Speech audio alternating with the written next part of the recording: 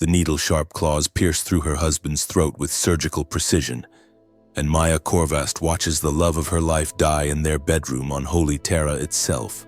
But death is not the end for Marcus Corvast, senior administratum clerk, loyal servant of the Emperor for 37 years.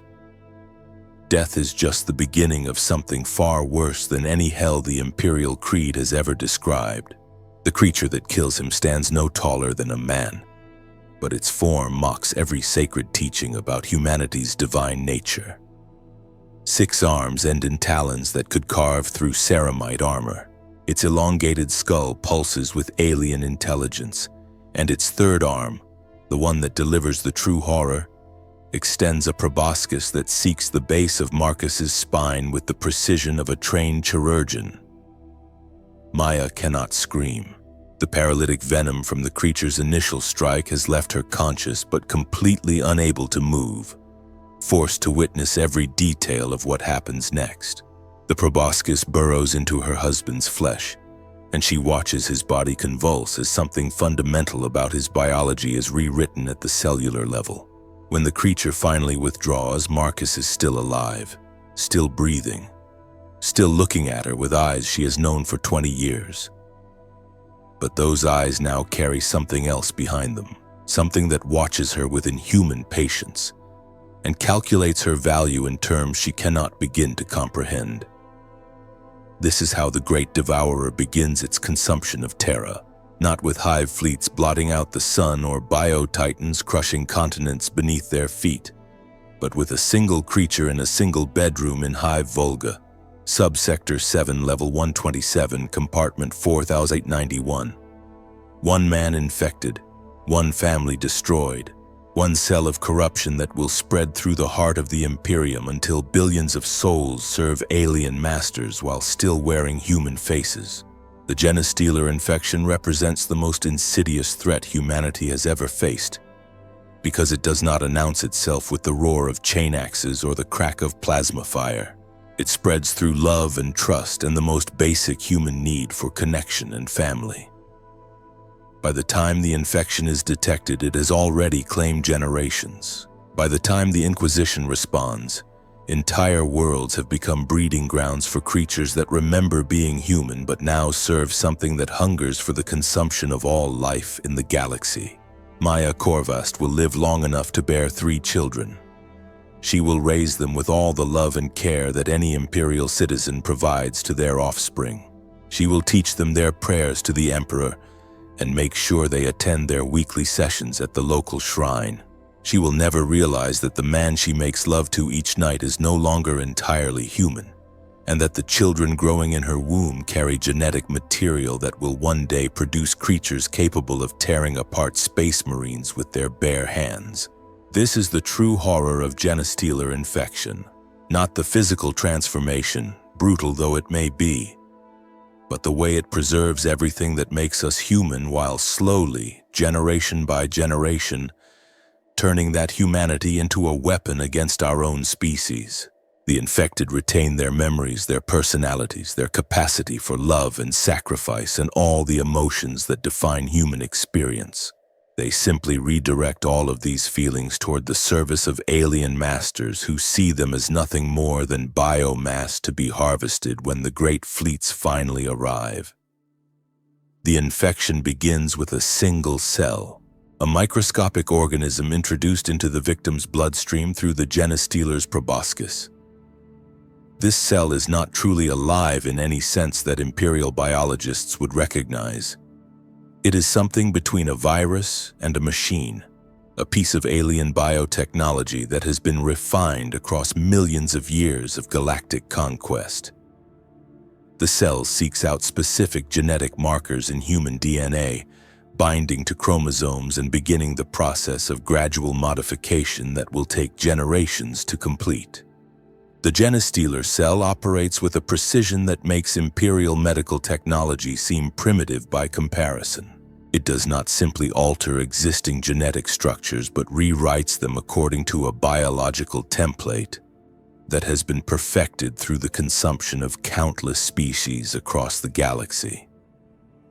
The cell carries within its molecular structure the accumulated genetic knowledge of every organism the Tyranids have ever encountered, a vast library of biological information that it uses to optimize the integration process for maximum efficiency and minimum detection. The first stage of infection occurs at the cellular level, where alien genetic material begins to integrate with human chromosomes. This process is remarkably sophisticated, designed to preserve all essential human functions while slowly introducing modifications that will become apparent only in future generations.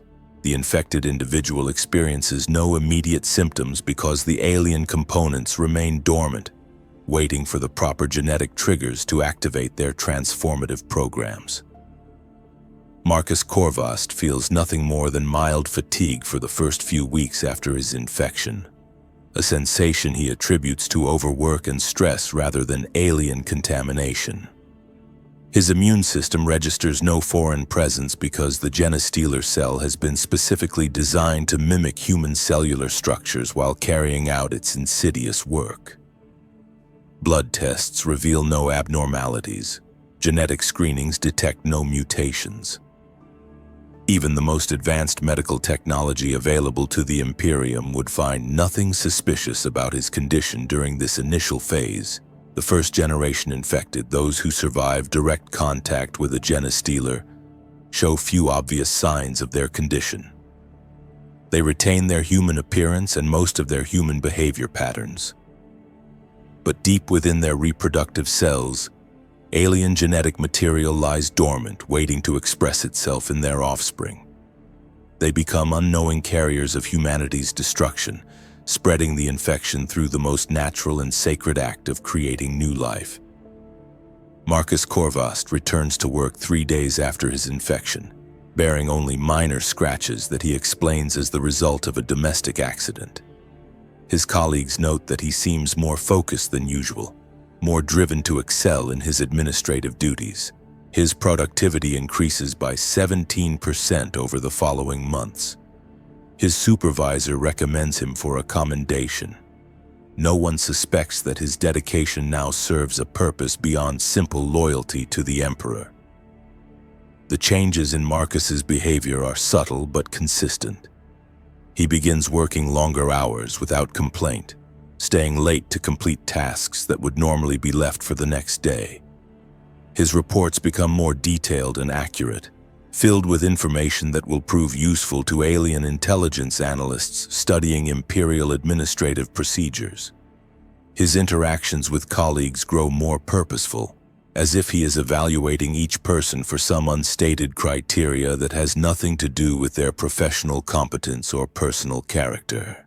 Marcus starts attending more social gatherings, particularly those involving families with young children. His wife finds his increased sociability charming, unaware that he is systematically mapping the social networks that surround them. He pays careful attention to conversations about family histories, genetic backgrounds, and medical conditions, storing this information in memory banks that have been enhanced by alien neural modifications.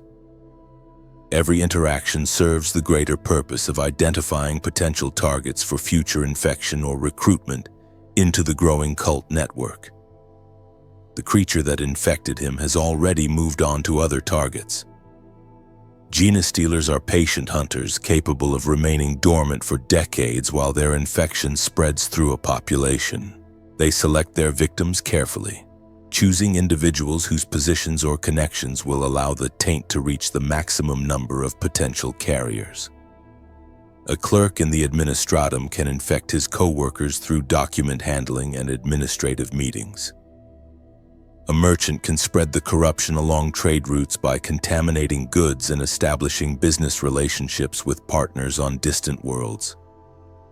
A preacher can contaminate entire congregations through the simple act of blessing children during religious ceremonies, using sacred rituals as vectors for alien genetic material. The Genestealer that claimed Marcus operates according to strategic priorities that span centuries. It has studied Imperial society through the memories of previous victims. learning to identify the key nodes in human social networks that will provide maximum transmission opportunities. Administrative personnel like Marcus are valuable because they process paperwork that touches thousands of other lives, their signatures and approvals creating connections between individuals who might never meet in person but whose files now carry microscopic traces of alien genetic material embedded in the ink and parchment. The creature itself represents millions of years of evolutionary refinement, a perfect biological weapon designed for stealth infiltration and genetic subversion. Its physical form combines the predatory efficiency of an apex hunter with the subtle intelligence required for long-term strategic planning. Every aspect of its anatomy serves the dual purpose of combat effectiveness and infiltration capability. From its chameleonic skin that can blend with shadows, to its sophisticated neural networks that can process and store vast amounts of cultural and genetic information. When not actively hunting, the Genestealer establishes hiding places in the forgotten spaces that exist within every human settlement. Abandoned maintenance tunnels, unused storage chambers, and forgotten sub-basements provide perfect concealment for a creature whose metabolism can slow to near hibernation levels when necessary. It can survive for decades without food if required, emerging only when the perfect opportunity presents itself for advancing its species' conquest of the galaxy. Maya gives birth to twins 18 months after her husband's infection, though the pregnancy itself proceeds with unusual smoothness. The morning sickness that normally plagues expectant mothers barely affects her, and her energy levels remain high throughout the entire gestation period. The children develop faster than normal, reaching developmental milestones weeks ahead of schedule.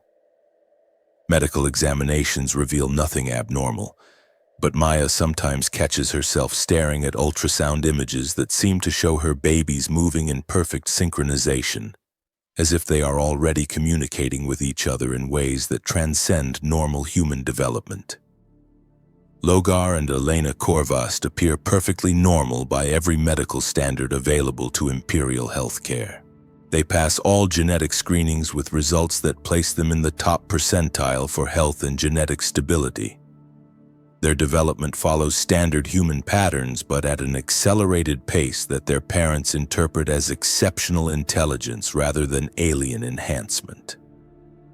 They display appropriate responses to religious instruction, memorizing prayers and catechisms with remarkable ease, though careful observers might notice that they seem to be analyzing the theological concepts rather than simply accepting them on faith.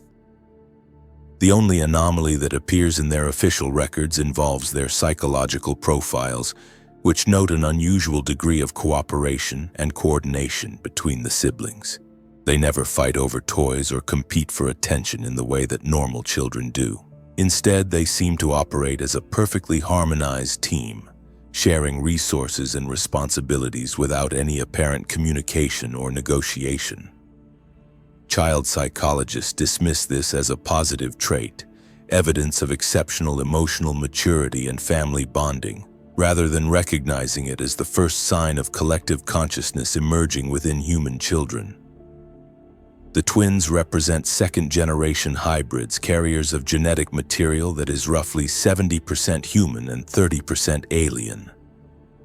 The alien components remain largely dormant during their early years, expressing themselves only in subtle ways that careful observation might detect, but standard Imperial medical procedures will miss entirely.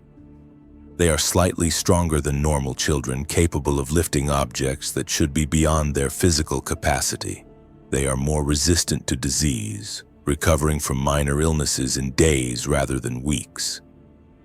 Most significantly, they display enhanced pattern recognition abilities that their teachers mistake for exceptional intelligence rather than recognizing as alien cognitive enhancement. Their neural development proceeds along pathways that incorporate alien modifications designed to support collective consciousness and psychic communication.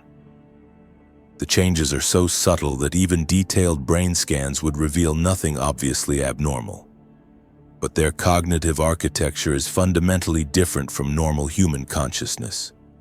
They can process multiple streams of information simultaneously, maintain awareness of their surroundings even while focused on specific tasks, and coordinate their actions with a precision that suggests shared sensory input rather than separate individual perspectives. More importantly, they are psychically active in ways that human children should not be.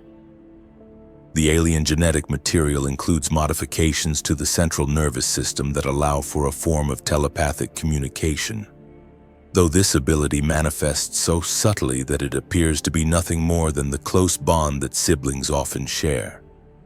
Logar and Elena rarely need to speak to each other to coordinate their actions, communicating through subtle gestures and facial expressions that carry far more information than normal human body language should be able to convey. They seem to anticipate each other's needs and desires with uncanny accuracy, sharing toys and food without any apparent decision-making process. Their parents find this charming rather than disturbing, interpreting their cooperation as evidence of exceptional character development rather than recognizing it as the first sign of hive mind integration in human subjects. When one child is hurt or upset, the other immediately responds with appropriate comfort and assistance, as if they are feeling each other's emotional states directly rather than simply observing external signs of distress. The psychic connection between the twins extends beyond simple telepathy, to include a form of collective consciousness that allows them to process information and solve problems as a single entity operating through two bodies. When presented with complex puzzles or mathematical problems during their educational assessments, they can arrive at solutions faster than either child should be capable of managing individually. Their teachers praise their exceptional abilities and recommend them for advanced educational programs, not realizing that they are observing the first signs of alien cognitive enhancement in human subjects. This enhanced cognitive capacity extends to their understanding of social dynamics and human psychology. The twins can read emotional states and predict behavior patterns with supernatural accuracy, skills that make them remarkably effective at manipulating others without those others realizing they are being influenced. They use these abilities to maintain their cover as normal human children, while gradually building the social networks that will later serve as recruitment pools for their expanding cult cell. By the time the twins reach adolescence, their alien heritage begins to assert itself more strongly. The changes are still subtle enough to escape casual observation, but anyone with detailed knowledge of human biology would recognize the signs of fundamental genetic alteration. Logar develops patches of chitinous skin on his torso, areas where the flesh becomes harder and more resilient than normal human tissue. The patches are small at first, no larger than coins, but they grow steadily and become more pronounced with each passing month. The chitinous areas serve multiple purposes beyond simple protection. They contain nerve clusters that enhance his sensory capabilities, allowing him to detect vibrations, chemical traces, and electromagnetic fields that normal human senses cannot perceive. They also serve as communication nodes, capable of receiving and transmitting psychic signals across considerable distances. Most importantly, they represent the beginning of his transformation into something that will eventually be more alien than human, though this process will take years to complete. Elena's fingernails grow harder and more pointed than normal, requiring constant maintenance to maintain a human appearance. She files them down regularly and applies chemical treatments to soften them, but they continue to grow with increasing speed and durability. The nails are not simply cosmetic changes but functional adaptations, capable of serving as weapons if necessary and containing sensory organs that can detect pheromones and other chemical signals that reveal information about the emotional and physical states of people around her. Both children begin experiencing dreams filled with images of vast bioships moving between the stars and enormous creatures that dwarf anything in Imperial bestiaries. The dreams are incredibly vivid, more like memories than normal nocturnal visions. containing details about alien biology and technology that no human child should possess. They see worlds being consumed by living carpets of alien organisms, their surfaces stripped clean and their resources converted into biomass for further expansion. They witness the birth of new creatures in organic factories that pulse with their own heartbeats. Massive biological complexes that can produce millions of specialized organisms according to the needs of each specific invasion. Most disturbing of all, they feel a sense of joy and fulfillment while observing these scenes of planetary destruction. The images do not trigger fear or revulsion as they would in normal human minds, but rather a deep sense of rightness and belonging. They understand instinctively that they are witnessing their true heritage, the destiny that awaits not just them but all of humanity once the Great Devourer completes its galactic conquest. These dreams are not random neural firings but actual psychic communications from the hive mind that guides all tyrannid organisms across the galaxy. The developing hybrids are receiving instruction and preparation for their role in the coming invasion. Education that operates at subconscious levels to avoid detection by Imperial authorities who might be monitoring for signs of alien influence. They learn about the Great Devourer's hunger and their duty to prepare their world for consumption. But this knowledge integrates with their existing human emotions and loyalties rather than replacing them. They discover that their love for their parents and siblings is not diminished by this alien knowledge but enhanced by it, transformed into something that serves the alien cause while remaining emotionally authentic. They want to protect their human family from the suffering and chaos that will accompany the final phase of planetary consumption. And they understand that the best way to do this is to ensure that their loved ones are properly prepared for integration into the hive mind when the time comes.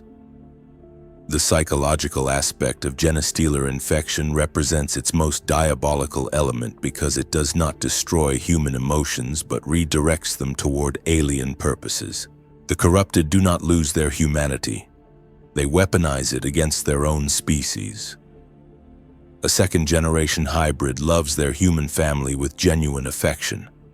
But that love includes the desire to bring them into the embrace of the hive mind so they can experience the perfect unity that comes with surrendering individual consciousness to something greater and more eternal. They want to save their loved ones from the loneliness and conflict that defines human existence by helping them become part of something that transcends individual mortality and limitation. This desire is not imposed by alien brainwashing but emerges naturally from their enhanced understanding of consciousness and their direct experience of collective awareness. They have tasted the perfect belonging that comes with hive mind integration, and they cannot bear the thought of their family members continuing to suffer from the isolation and uncertainty that plagues individual human existence. Logar and Elena begin the process of expanding their cult cell during their teenage years, though they do not think of their activities in those terms. To them, they are simply sharing the most wonderful secret in the galaxy with the people they care about most. They start with their closest friends at school, organizing study groups and social gatherings that serve as covers for recruitment activities. They identify individuals who are struggling with loneliness, purposelessness, or social isolation. People who are hungry for the kind of belonging that only the hive mind can provide. The recruitment process is gradual and subtle, designed to appear like normal human relationship building rather than alien indoctrination. The twins offer friendship and emotional support to their targets, creating bonds of trust and affection that make later suggestions seem like natural extensions of existing relationships. They share their dreams and visions as if they were personal insights rather than alien communications, presenting the hive mind's promises of unity and purpose as philosophical concepts rather than literal realities that will require the sacrifice of individual human consciousness. Elena focuses her efforts on the girls in her social circle, particularly those who seem unhappy with their family situations or uncertain about their future prospects. She presents herself as a wise older sister figure, someone who has found deeper meaning and clearer direction than her peers. She speaks eloquently about the importance of community and mutual support, about the need to look beyond individual desires toward the greater good of the group. Her words carry an emotional weight that normal teenage philosophy lacks, and her listeners find themselves drawn to her vision of perfect harmony and shared purpose. She organizes sleepovers and study sessions where she can work with potential recruits in relaxed, intimate settings that encourage emotional openness and vulnerability. During these gatherings, she shares carefully edited versions of her dreams and visions, presenting them as personal insights about the nature of consciousness and human potential. She speaks of the loneliness that comes from being trapped in individual minds and the joy that could be achieved if people could truly understand and connect with each other on a deeper level. Logar works primarily with young men who are struggling with the transition to adulthood, those who feel overwhelmed by the expectations placed upon them or frustrated by their lack of clear direction in life. He presents himself as someone who has found his place in a larger design, who understands his role and accepts his responsibilities without the anxiety that plagues most adolescents. He speaks of duty and sacrifice not as burdens but as gifts, opportunities to contribute to something that transcends individual concerns and personal limitations. His approach involves physical activities and competitions that allow him to demonstrate his enhanced capabilities while building camaraderie with potential recruits. He excels at sports and martial arts, using his superior strength and coordination to earn respect and admiration from his peers. During training sessions and team activities, he shares his philosophy about the importance of group cooperation and the satisfaction that comes from subordinating individual desires to collective goals. Both twins are careful to avoid discussing their alien heritage directly, instead focusing on universal human experiences like loneliness, purposelessness, and the desire for belonging. They present themselves as young people who have discovered practical solutions to common problems, offering friendship and community to those who feel isolated or abandoned by mainstream society. Their enhanced understanding of human psychology allows them to identify exactly what each potential recruit needs to hear, tailoring their message to address specific emotional vulnerabilities and unmet psychological needs.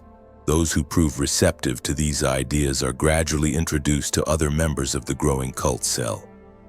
Marcus has been using his position in the administratum to identify and recruit other infected individuals and their families, building a network of contacts that spans multiple government agencies and social organizations. His access to personnel records allows him to cross-reference genetic markers and behavioral patterns, identifying those who show signs of Genestealer taint, or who might be vulnerable to recruitment based on psychological profiles and family histories. Maya has connected with several neighborhood mothers through their children's school activities, creating a social network that serves as perfect cover for cult expansion while providing emotional support and practical assistance to families who are struggling with various challenges. She presents herself as a concerned community member who believes in the importance of mutual aid and collective problem solving, offering help with childcare, financial planning, and social integration to families who are facing difficulties. The infected present themselves as a community of like-minded individuals who have found deeper meaning and stronger connections than mainstream imperial society can provide. They offer practical benefits like emotional support, financial assistance, and social networking opportunities, making membership attractive to people who are struggling with isolation, poverty, or other challenges. The alien agenda remains carefully concealed behind genuine expressions of human compassion and community spirit. The cult meetings take place in the basements of private homes, presented as informal gatherings for discussion and mutual support rather than formal religious services or political meetings. The infected share stories of their awakening to greater purpose, their discovery of unity and belonging that transcends individual concerns and petty social divisions. They speak of dreams and visions that have revealed humanity's true destiny, of the joy that comes from surrendering personal will to something larger and more perfect than individual consciousness. Newcomers are encouraged to share their own experiences and insights, to contribute to the collective understanding that guides the group's activities and decision-making processes. The atmosphere is warm and welcoming, designed to make participants feel valued and appreciated in ways that mainstream imperial society rarely provides. People who have struggled with loneliness and isolation find themselves surrounded by individuals who seem to understand their deepest needs and concerns, offering acceptance and belonging without judgment or conditions. The transformation from casual participant to fully committed cult member proceeds through carefully planned stages that mirror normal human relationship development. Initial attendance at meetings is voluntary and informal, with no pressure to accept any particular beliefs or commit to any specific actions. Gradually, as participants become more comfortable and invested in the group, they are introduced to more advanced concepts and given greater responsibilities within the cult structure. Third-generation hybrids begin appearing 20 years after Marcus's initial infection, representing a crucial milestone in the cult's biological development. These children carry roughly 50% human and 50% alien DNA, a genetic balance that produces capabilities far beyond normal human limitations, while maintaining enough human characteristics to avoid immediate detection by imperial authorities. Elena's first son, born when she is 22, appears human enough to pass standard medical examinations, but possesses capabilities that no pure human could match. His bones are denser than normal, providing natural armor protection and support for muscles that operate with superhuman efficiency. His nervous system processes information at speeds that allow for reaction times measured in milliseconds, rather than the seconds required by normal human reflexes.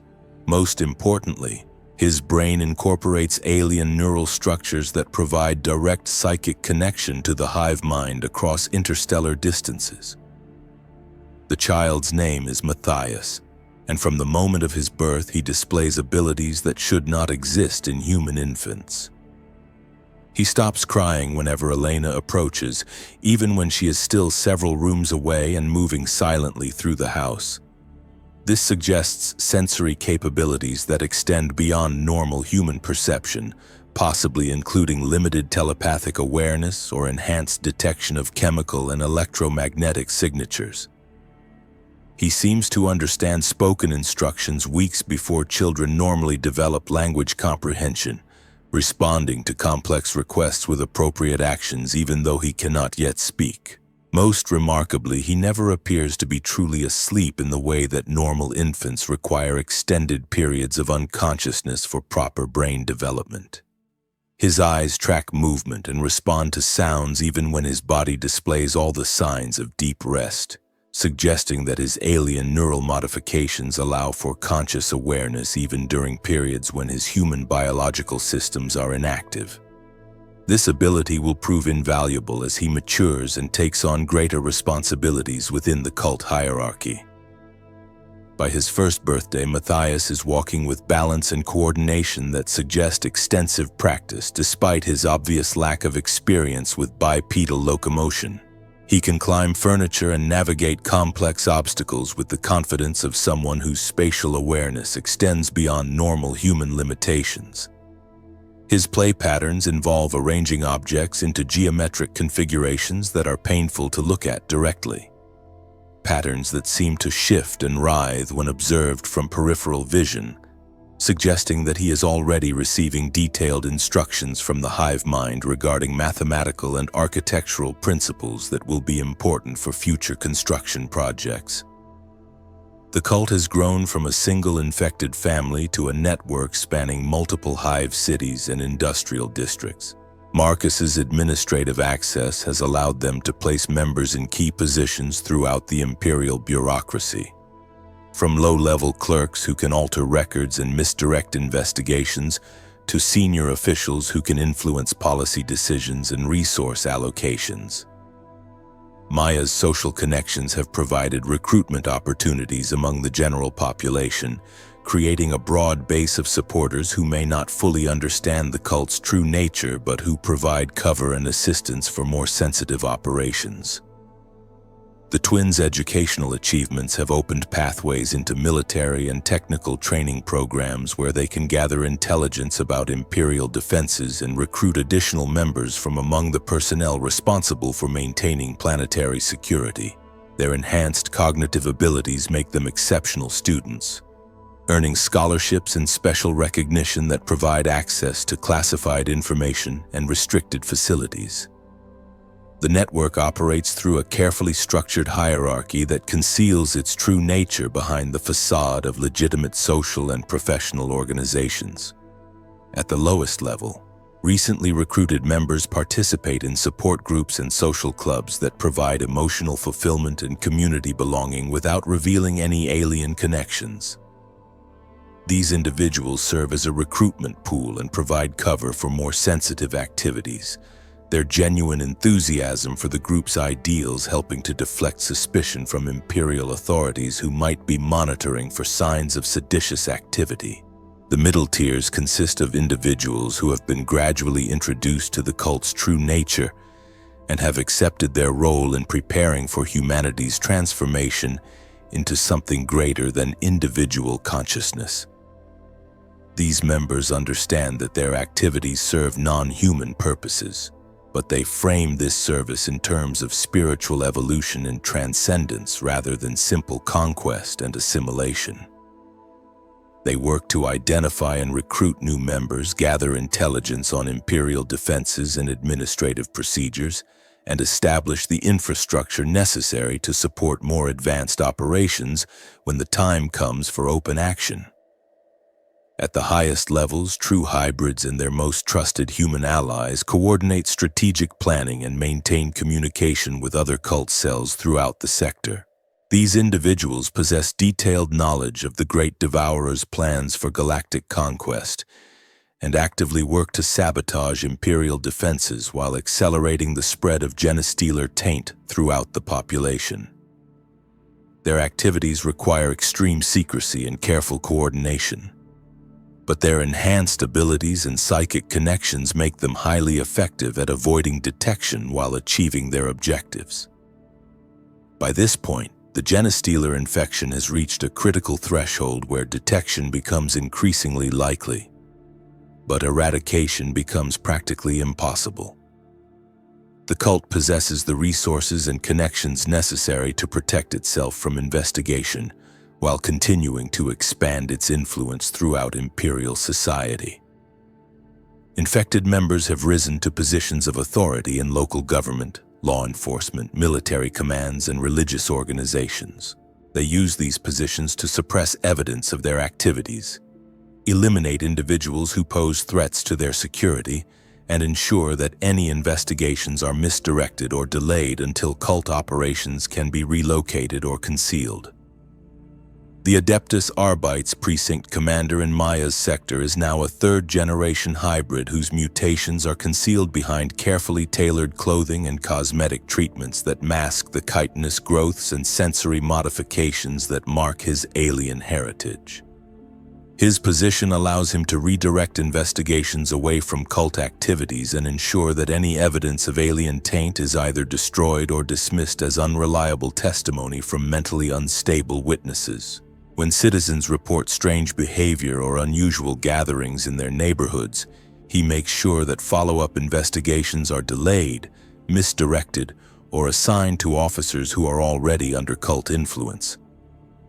The local Imperial Guard recruitment center is staffed by several cult members who use their positions to identify potential recruits for the expanding network, while ensuring that individuals with useful skills or dangerous knowledge are either inducted into the cult or quietly eliminated before they can pose a threat to ongoing operations. They maintain careful records of genetic testing results and psychological evaluations. building a comprehensive database of the local population's strengths, weaknesses, and potential utility that will prove invaluable when the final phase of the operation begins. Military supply depots and armories have been infiltrated by cult members who work as maintenance technicians and inventory specialists, positions that provide access to weapons and equipment while allowing for subtle sabotage of critical systems. They introduce flaws into weapons that will cause malfunctions during combat situations, contaminate ammunition supplies with defective rounds that will fail at crucial moments, and ensure that communication equipment contains backdoors that will allow cult members to monitor and disrupt Imperial military responses when the invasion begins. The fourth generation represents the final stage of the hybridization process before the birth of new pure-strain Genestealers.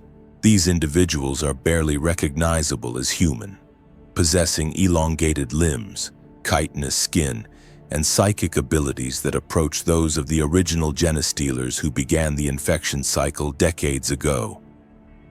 They serve as the cult's elite operatives, capable of missions that require superhuman physical and mental capabilities combined with the intelligence and creativity that comes from retaining human cognitive patterns. Logar's daughter, born 30 years after her grandfather's original infection, emerges from the birthing chamber as something that would be immediately recognizable as a Xenos threat to any trained Imperial observer. Her limbs are elongated and end in razor-sharp claws that can penetrate ceramite armor with minimal effort. Her skull is expanded to accommodate a brain that operates according to alien neurological patterns, while retaining the capacity for human-style creative thinking and emotional response.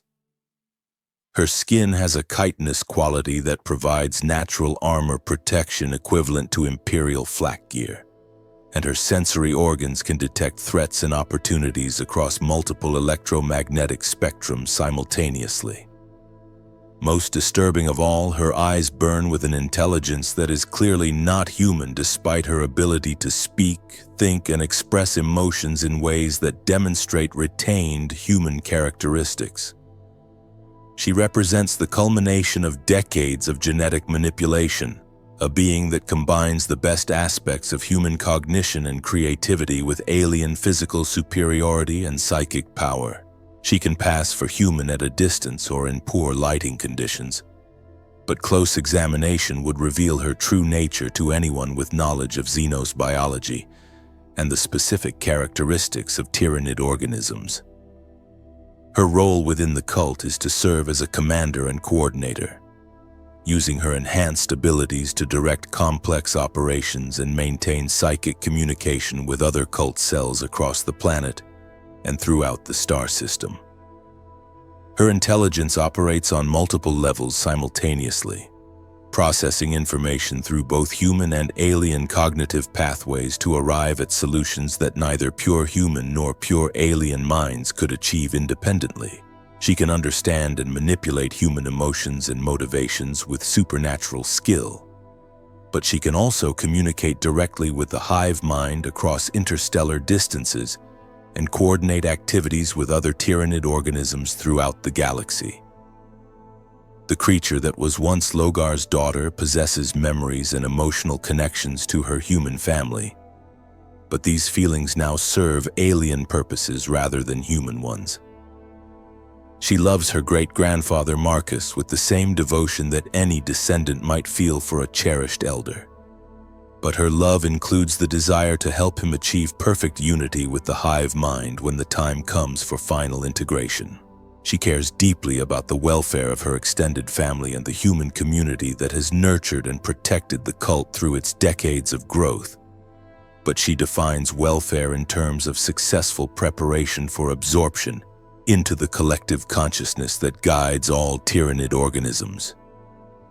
Her presence marks the beginning of the final phase of the cult's development, the transition from gradual infiltration and recruitment to active preparation for planetary conquest.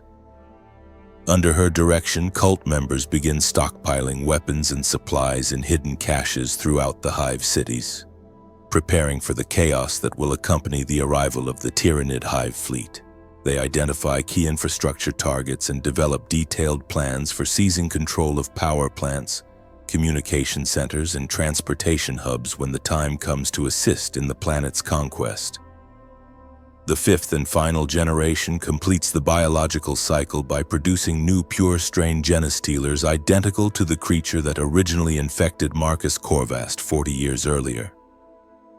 These beings are no longer human in any meaningful sense, having fully transformed into the alien organisms that will serve as the vanguard for the coming Tyrannid invasion.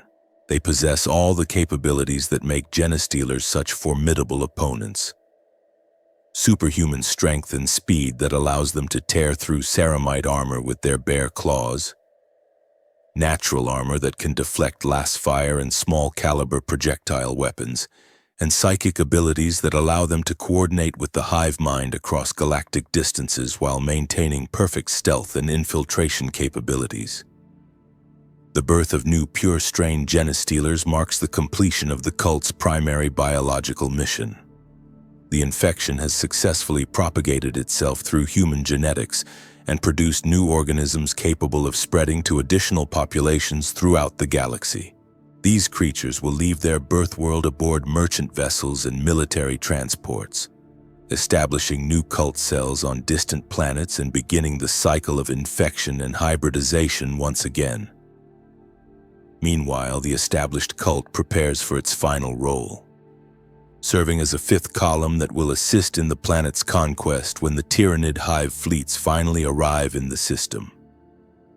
Elena's great-granddaughter enters the world as a creature of perfect lethality, her alien form unmarked by any trace of human weakness or limitation. She possesses 6 arms ending in razor-sharp claws that can slice through power armor as easily as cloth, an elongated skull that houses a brain optimized for tactical thinking and psychic communication, and sensory organs that can detect threats and opportunities across multiple spectrums while processing information at speeds that would overwhelm normal human consciousness. Her intelligence is vast but focused, capable of complex strategic planning spanning decades or centuries while remaining always oriented toward the single goal of expanding Tyrannid influence throughout the galaxy. The transformation from human to pure-strain Genestealer represents more than simple biological evolution. It embodies the complete subordination of human creativity, intelligence, and emotional capacity to alien purposes. Every aspect of human achievement that went into the creation of this creature now serves the Great Devourer's hunger for galactic consumption. The love that bound Elena's family together across 4 generations has been transformed into a weapon capable of destroying entire civilizations through patient infiltration and genetic subversion. The psychological transformation that accompanies Genestealer infection is perhaps more disturbing than the physical changes because it preserves the victim's sense of identity and emotional connections while completely rewriting their fundamental loyalties and motivations. Marcus Corvast continues to believe that he is a loyal servant of the Emperor, dedicated to humanity's welfare and the preservation of imperial civilization. But his definition of service has been altered to include preparing humanity for absorption into the Tyrannid hive mind, which he now understands as a form of salvation rather than destruction. He sees the coming transformation as a way of preserving what is valuable about human consciousness by integrating it into something eternal and perfect, freeing humanity from the suffering and limitation that comes with individual existence. His love for his family has not diminished but has expanded to encompass all of humanity, driving him to work tirelessly toward the day when every human being will experience the perfect unity and belonging that comes with hive mind integration. The infected do not experience their condition as a loss of humanity, but as an enhancement of their human potential through connection to something infinitely greater than individual consciousness. The psychic connection to the hive mind provides a sense of belonging and purpose that few pure humans ever achieve, eliminating the loneliness and uncertainty that plague individual existence. They never feel truly alone because they are constantly supported by the collective consciousness of billions of other organisms spread across the galaxy. They never struggle with difficult moral decisions because the hive mind provides clear guidance about what actions will best serve the greater good of all life in the universe. Most importantly, they never fear death because they understand that their consciousness will persist within the collective even after their individual bodies cease to function. Death becomes simply another transition, like graduation from school or promotion to a new job, marking the end of one phase of existence and the beginning of another that offers greater opportunities for growth and service to the universal community of life. This psychological seduction represents the true genius of the Genestealer infection, because it does not force compliance through fear or coercion, but through the offer of something that most humans desperately want: perfect understanding, absolute belonging, and freedom from the existential loneliness that defines mortal existence. The infected genuinely believe that they are helping their loved ones by bringing them into the cult, and their enthusiasm is completely authentic because they have experienced the benefits of collective consciousness firsthand through their psychic connection to the hive mind. Maya Corvas, now in her 60s, serves as one of the cult's most effective recruiters because her maternal instincts have been redirected toward expanding the alien family to include all of humanity. She identifies vulnerable individuals who are struggling with isolation, purposelessness, or other challenges and offers them the emotional support and community connection they need to overcome their difficulties. Her affection for these people is genuine, and her desire to help them is completely sincere. She simply defines help in terms that include eventual absorption into the hive mind, rather than preservation of individual human consciousness and independence. Her recruiting efforts focus primarily on families with young children, particularly those facing economic hardship, social isolation, or other challenges that make them receptive to offers of community support and practical assistance. She presents herself as a concerned neighbor and community member who believes in the importance of mutual aid and collective problem solving, offering help with childcare, financial planning, and social integration that genuinely improves people's lives in measurable ways. Her assistance comes with no apparent strings attached, and recipients often find their situations genuinely improved through her intervention and the support network she helps them access. Only gradually do they realize that Maya's assistance comes as part of a larger community support system, and that full participation in this system requires accepting certain philosophical perspectives about humanity's place in the universe and the nature of consciousness itself. The cult's expansion accelerates as it approaches the critical mass necessary to support a full-scale Tyranid invasion. Infected members have infiltrated every level of Imperial society, from menial workers in waste processing facilities to high-ranking officials in planetary government and military command structures. They use their positions to suppress investigations into unusual activities, redirect resources toward cult operations, and eliminate obstacles to further growth and expansion throughout the population. Most importantly, they work systematically to weaken the planet's defenses by sabotaging military equipment, compromising communication networks, and ensuring that any early warning systems will fail when they are needed most. The sabotage activities are carefully planned to appear as normal equipment failures or human error rather than deliberate sabotage, avoiding the kind of patterns that might alert Imperial security forces to the presence of organized hostile activity. Infected technicians introduce subtle flaws into weapon systems that will cause critical malfunctions during combat situations, ensuring that Imperial forces will be unable to mount effective resistance when the invasion begins. Communication specialists install backdoors and surveillance systems into security networks that will allow cult members to monitor and disrupt Imperial responses to the coming assault. Supply officers ensure that ammunition stockpiles are contaminated with defective rounds that will fail during crucial moments, and that food supplies for military units are tainted with substances that will reduce combat effectiveness and morale during extended engagements. The activities of Genestealer cults represent a form of warfare that the Imperium is poorly equipped to counter because they operate within the boundaries of normal human society, rather than as an external military threat that can be met with conventional forces and tactics. Cult members hold jobs, pay taxes, attend religious services, and participate in community activities just like any other Imperial citizens. Their alien loyalties are carefully concealed behind facades of normal human behavior, making detection extremely difficult even for trained investigators who know what signs to look for. The psychological profiles of cult members show no obvious abnormalities because their emotional responses and behavioral patterns remain authentically human even after their underlying motivations have been altered to serve alien purposes.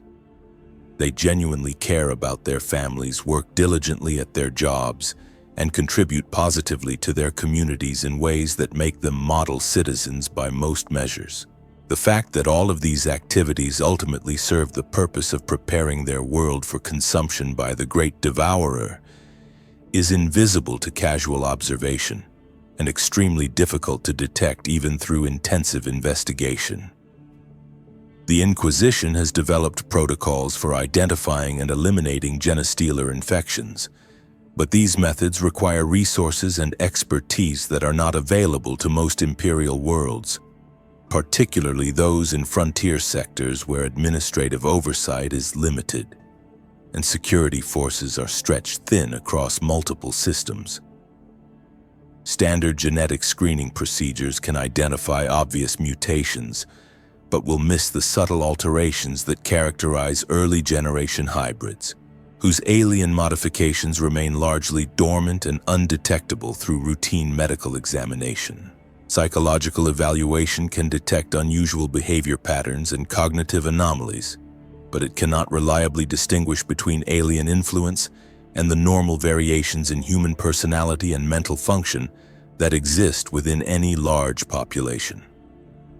Even when Genestealer infection is suspected, proving the extent of cult infiltration often requires investigation techniques that local authorities lack the resources to implement effectively, and the time required for thorough investigation often exceeds the time available before the situation becomes too advanced to contain through conventional methods. Inquisitor Valdris Caney arrives on Maya's world 3 months before the scheduled arrival of the Tyrannid Hive fleet. But his investigation comes far too late to prevent the cult from achieving its primary objectives.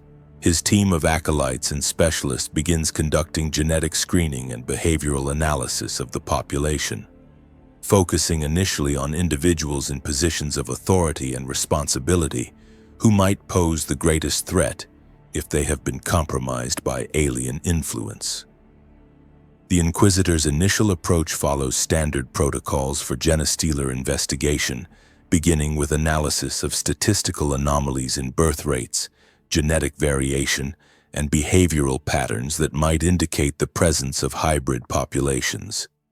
His team reviews medical records, census data, and administrative files looking for patterns that suggest systematic genetic contamination or unusual coordination between seemingly unrelated individuals and organizations.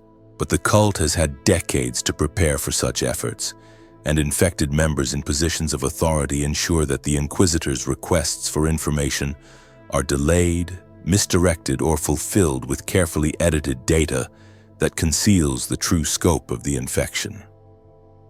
Those cult members who are called in for questioning have been extensively coached in how to respond to interrogation techniques, and their authentically human emotional responses and behavioral patterns make it extremely difficult to distinguish them from normal Imperial citizens even under intensive examination.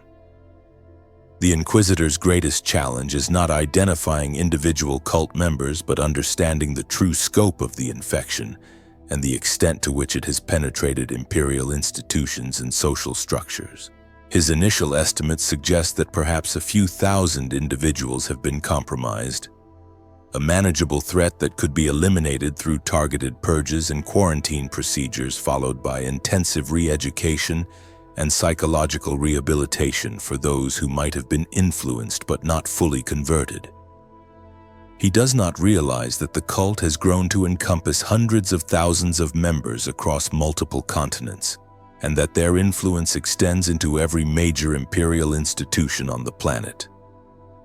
By the time he begins to grasp the true magnitude of the situation, the cult's preparations for the coming invasion are already so advanced that conventional countermeasures would be insufficient even if they could be implemented without cult interference and sabotage. By the time Maya's great-grandchildren reach adulthood, the cult has grown to encompass hundreds of thousands of members organized into a complex network that spans multiple continents and includes representatives from every major social, economic, and governmental institution on the planet. Fifth-generation hybrids have produced new pure-strain Genestealers that have spread to neighboring systems, beginning the infection process on additional worlds throughout the sector and ensuring that the cycle of infiltration and conquest will continue regardless of what happens to the original cult cell. The original cult cell has evolved into a planetary network capable of supporting full-scale Tyranid invasion operations when the hive fleets finally arrive in the system. Their intelligence gathering and sabotage activities have provided the approaching swarm with detailed information about Imperial defenses, population distributions, and resource locations that will allow for optimized conquest and consumption strategies that minimize waste and maximize efficiency. The cult's structure now resembles that of a parallel government, complete with administrative hierarchies, communication networks, and resource distribution systems that operate alongside and within legitimate imperial institutions. They maintain detailed records of every imperial citizen on the planet, categorizing individuals according to their potential utility as laborers, breeders, or simple biomass for consumption. They have identified key infrastructure targets and prepared comprehensive contingency plans for seizing control of essential services during the transition period between imperial rule and Tyranid consumption. Most importantly, they have established secure communication links with approaching Tyranid bioships, providing real-time intelligence about imperial military movements and civilian evacuation efforts that will allow the invading swarm to respond immediately to any changes in defensive strategies or population distributions.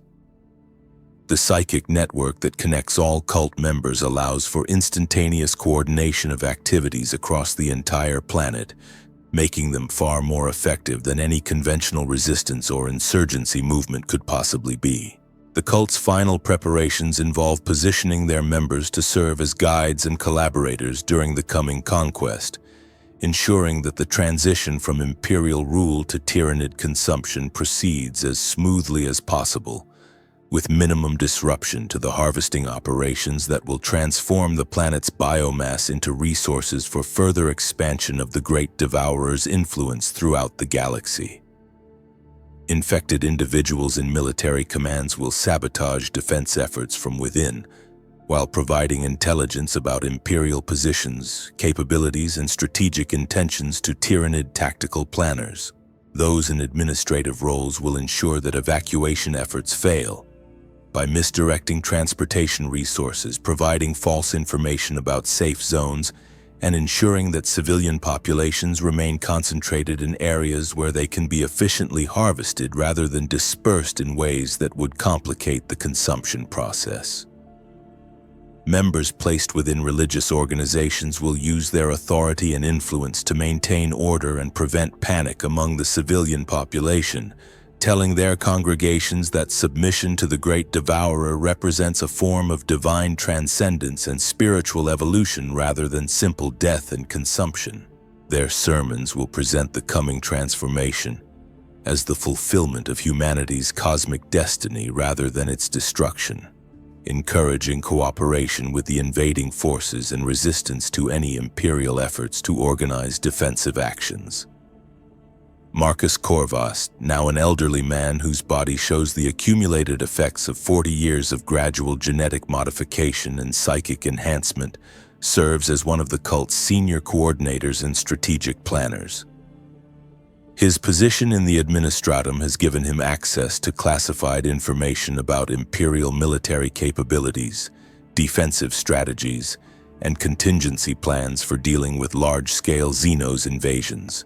He has spent decades carefully documenting weak points in planetary defenses and identifying the most efficient routes for Tyranid forces to penetrate Imperial strongholds and population centers.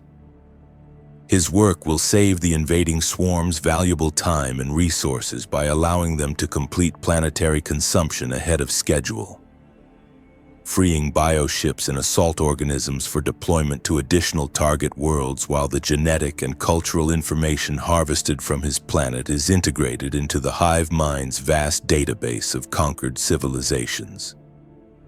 The intelligence he has gathered represents the culmination of a lifetime of patient service to alien masters who value his contributions not as individual achievement, but as part of the collective effort that makes galactic conquest possible. The arrival of the Tyranid hive fleet represents the culmination of 50 years of careful preparation and the validation of every sacrifice the cult has made in service to their alien masters. The infected gather in designated locations throughout the planet to welcome their saviors. Their human faces turned skyward with expressions of religious ecstasy and spiritual fulfillment. As bioships larger than continents blot out the sun and begin the process of atmospheric conversion that will prepare the world for efficient consumption. They sing hymns of praise to the hive mind, compositions that blend human musical traditions with alien harmonics that resonate at frequencies designed to facilitate psychic communication across interstellar distances. They offer themselves willingly for absorption into the collective consciousness that has guided them throughout their long preparation, understanding that their individual deaths mark not an ending, but a transformation into something greater and more eternal than individual human existence could ever provide. The bioships that descend from orbit are living creatures whose size dwarfs anything in Imperial naval classifications. Their organic hulls pulsing with bioluminescent patterns that serve both as communication systems and as psychological warfare tools, designed to overwhelm the human nervous system with displays of power and beauty that transcend normal human experience. They move with purpose and intelligence that no mechanical vessel could match. Their flight paths calculated not just for tactical efficiency but for maximum psychological impact on the populations below, who will witness their own world's transformation into something that serves the will of the great devourer. The sight of the bioships triggers a primal terror in uninfected humans, an instinctive recognition that they are witnessing something that operates according to principles fundamentally hostile to human existence and survival. But cult members experience only joy and anticipation as they witness the arrival of beings they have worshipped and served for generations, the fulfillment of promises made in dreams and visions that have sustained them through decades of patient preparation and gradual transformation. For Maya Korvast, now an elderly woman whose body shows the accumulated effects of decades of genetic modification and psychic enhancement, the moment of final unity represents the fulfillment of everything she has worked toward since her husband's infection 50 years ago. She stands in the ruins of their old neighborhood, now converted into a staging area for cult activities. Surrounded by the extended family of hybrids and pure-strain genestealers that have grown from the single moment of contact that began their transformation from ordinary Imperial citizens into instruments of galactic conquest.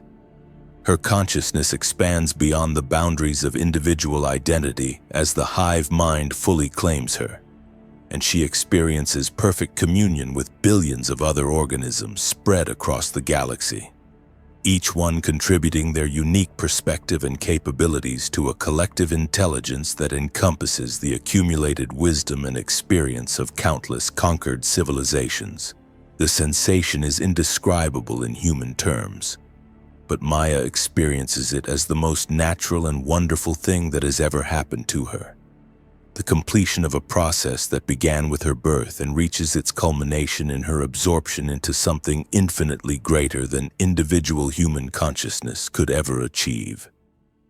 The process of planetary consumption that follows is swift, thorough, and conducted with the efficiency that comes from millions of years of evolutionary refinement in the techniques of biological harvesting and resource conversion.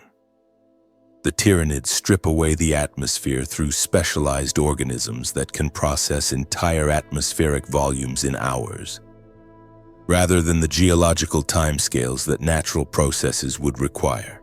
They devour the oceans using creatures designed to break down water molecules and extract every trace element and mineral that can be converted into useful biomass for further expansion of the swarm. Every organic molecule on the planet's surface is consumed and analyzed, its genetic information stored within the hive mind's vast biological database, while its material components are converted into resources for creating new organisms optimized for conquering and consuming additional worlds. The cult members who have served so faithfully throughout the long preparation are absorbed along with everything else, their genetic material and memories preserved within the collective consciousness, but their individual identities dissolved into the greater whole that now encompasses their entire world's biological and cultural heritage. The planet that once housed billions of human souls becomes a lifeless rock drifting through space, its resources completely converted into biomass that will fuel further expansion of the Tyranid swarms toward new targets throughout the galaxy. But the true victory of the Genestealer infection lies not in the conquest of a single world, but in its spread to hundreds of others through the pure strain Genestealers who departed before the main invasion began their work of establishing new cult cells that will repeat the same process of infiltration, hybridization, and eventual conquest on countless additional worlds. Each new infection represents the potential death of billions more humans, but it also represents the promise of their eventual absorption into something that transcends the limitations of individual mortal existence and offers perfect unity with a cosmic intelligence that encompasses the experiences and wisdom of every organism it has ever encountered.